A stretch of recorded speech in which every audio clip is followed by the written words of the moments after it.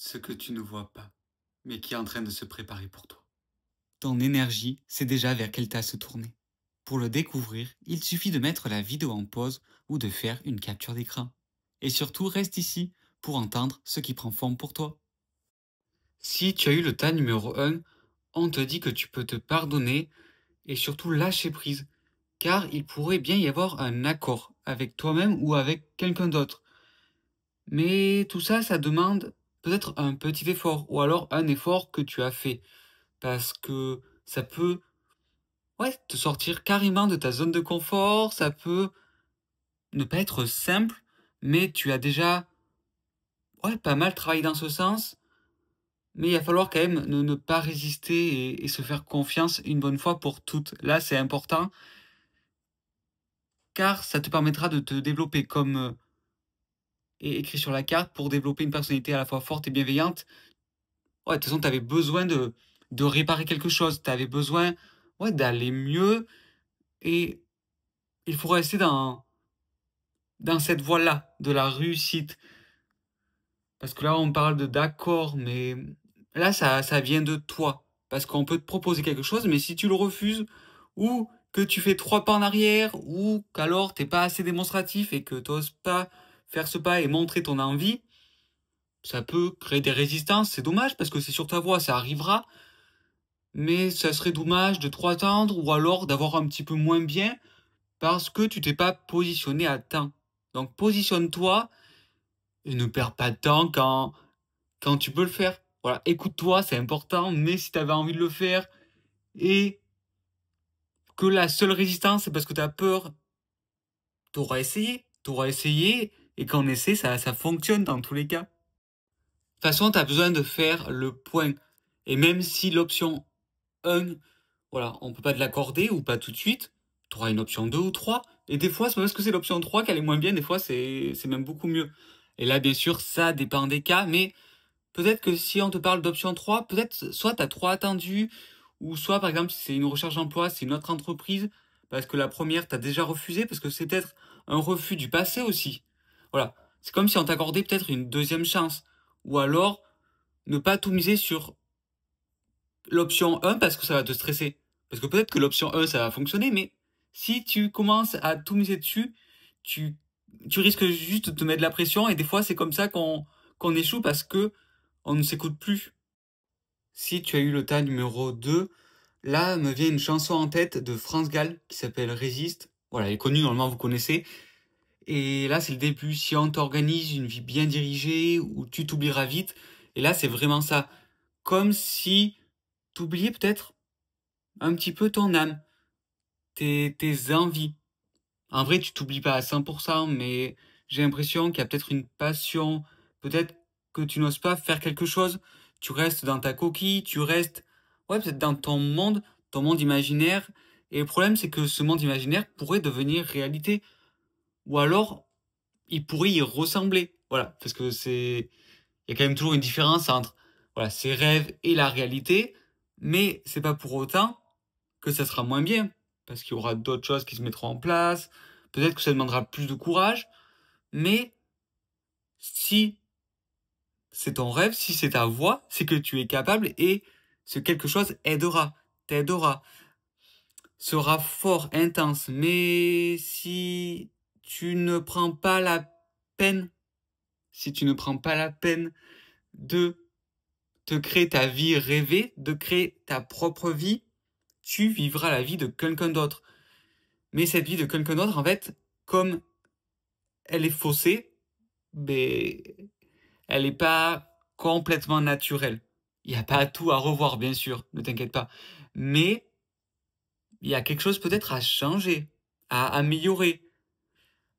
Et peut-être écouter un peu plus, écouter son intuition, écouter son cœur pour pouvoir enfin peut-être lâcher certaines choses que tu as du mal à lâcher. Ou alors oser faire ce pas que tu avais du mal à faire. Mais là, c'est vraiment quelque chose, ouais, qui ressemble à un rêve ou quelque chose qui te fait rêver. Quelque chose, ouais, que tu as envie ou tu te dis j'ai envie d'être heureux, par exemple au niveau professionnel ou sentimental, et tu as l'impression que c'est impossible. Alors qu'en fait, ça l'est, mais faut juste peut-être remettre des choses en place ou trouver la clé. Là, peut-être la question que tu devrais te poser, c'est d'une manière concrète, comment pourrais-je avancer vers ma vie rêvée? Il y a des moyens, mais il va falloir peut-être creuser ou comprendre ou apprendre aussi. Si tu as eu le tas numéro 3, bon ben là on te dit je plonge dans l'inconnu avec curiosité et confiance. Peut-être que tu es perdu, tu as vécu une déception. Tu as vécu une déception, c'est le passé. Donc ne t'inquiète pas, là on te dit pas que tu vas vivre quelque chose qui va être difficile ou tu le vis déjà. C'est quelque chose que tu vis déjà ou alors parce que peut-être on te parle d'emprise, il y a peut-être quelque chose qui te retient, peut-être que quelque chose est faussé, peut-être que tu ne vois pas distinctement les choses parce qu'au final, tu n'as pas compris quelque chose. Tu n'as pas compris quelque chose et tu stagnes parce que t'es pas forcément peut-être dans une période agréable ou alors juste que t'es pas dans une période où t'écoutes vraiment ton intuition. T'écoutes pas ton intuition et là ta peur demeure trop forte. Tu as tellement peur que tu n'y crois plus suffisamment et le fait de ne pas y croire suffisamment te pousse à éviter certaines choses que tu redoutes. Mais peut-être que ces choses que tu redoutes te feraient avancer concrètement. Et si tu ne fais pas ce petit pas, tu risques pas de continuer.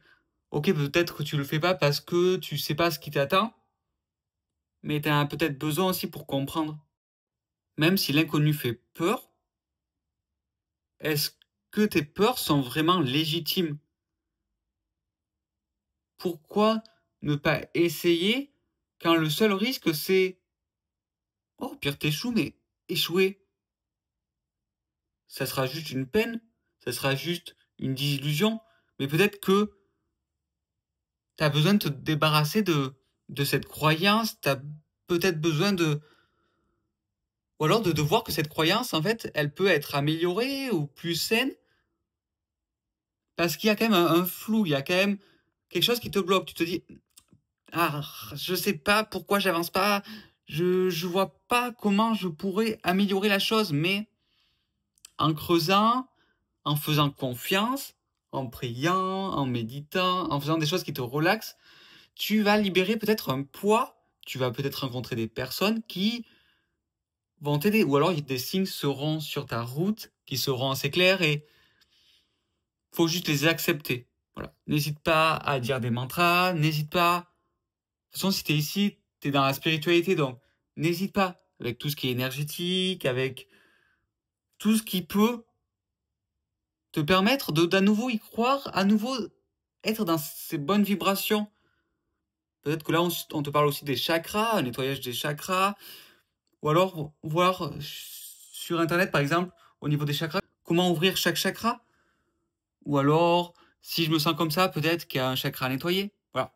Prendre là, c'est vraiment, si tu sens que c'est un blocage énergétique, peut-être, ouais, que tu te sens, ouais, t'es dans le doute, et peut-être qu'avec de l'aide, peut-être qu'avec une meilleure alimentation, peut-être qu'avec hmm, la bonne question, tu pourras peut-être commencer à préparer la réponse. Et là, on te parle aussi d'une activité physique qui pourrait te faire du bien. Donc, le sport, ou alors quelque chose, ouais, qui fasse bouger ton corps.